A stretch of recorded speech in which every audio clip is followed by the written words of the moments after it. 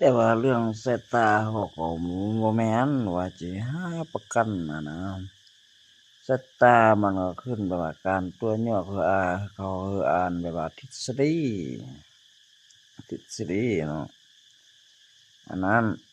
ทฤษฎีแบบว่าคำเว้าคำว่าหั้นนะก็แบบผู้นำเฮานี่บางเทื่อก็มีการแพร่นซ้อนแพร่นเพื่อไล่เอาคำเว้าของเฮานะก็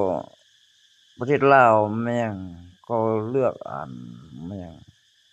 รัฐมนตรีแบบแม่งผสมอะนะรัฐมนตรีผสมฉะนั้นจะนี่เขายังเปลี่ยนแผนล็อกไปล็อกมานี่ของอันแนะนำการก็แก้นี่ตะกี้อันนี้แหละรัฐมนตรีผสมมันช่วงยุคธกสยุคสภานุวงศ์อะเนาะก็พอถึงสลับไปสลับมาอะไรนี้ก็เรื่องนายกรัฐมนตรีที่มันตะกี้ผู้เฒ่าผู้แก่เขาอาจจะรู้เลยการวางแผนก็จะจับผู้นำเขาจะนั่นจะนี่นั่นน่ะนั่นแต่มันคือแบบเขามีเจ้าชีวิตเป็นผู้สั่งเลยเขายังฟังแนะนำเป็นเจ้าคือแบบเดี๋ยวนี้คือแบบว่า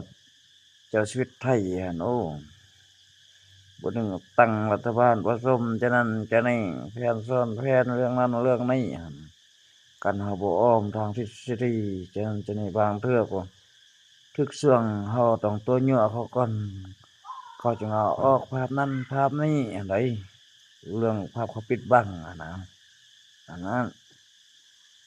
ก็ประมาณคันว่าเรื่องยุกเรื่องยามมันหยังแต่เขาก็อาศัยพวกเขาเองคือตะกี้คือแบบมันเขามีสงครามเขาต้องรู้ยานำใส่อยู่ในปูในปลานั้นแต่ก่อนเขาสิมาผลิตเป็นยาลวงก่อนนะโรงหม้อโรงงานผลิตยาเล็กหนึ่งมันยังอันน่ะพวกเขาก็เก็บเครื่องปลาของโรงมาวิจัยเป็นอันยาหลวงเนาะก็มันยาส่วนอื่นก็เป็นยาพื้นเมืองแต่มันก็ผสมเข้าในน้ำของจักโรงงานอันนั้นแล้วก็ยาบ่มีผู้ที่ไปเสียดวิชาเอาก็นำเป็นนึ่งยานี่แม่นหยังนึ่งมาจากน้ำสัตว์เนาะ